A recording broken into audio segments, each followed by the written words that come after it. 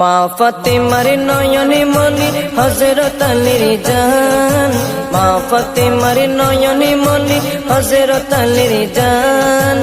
ইমামে হোসেন শহীদ হলো কারবালার ময়দান, ইমামে হোসেন শহীদ হলো কারবালার ময়দান। দয়ালে নবীর জবানে কারবালার বয়ানে, দয়ালে নবীর জবানে কারবালার বয়ানে, আওলাদে রাসূল শহীদ হবে হাদিসে প্রমাণ।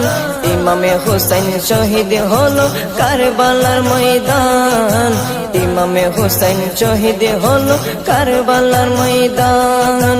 মা ফাতেমার নয়নে মনি হযরত আলীর জান, মা ফাতেমার নয়নে মনি হযরত আলীর জান।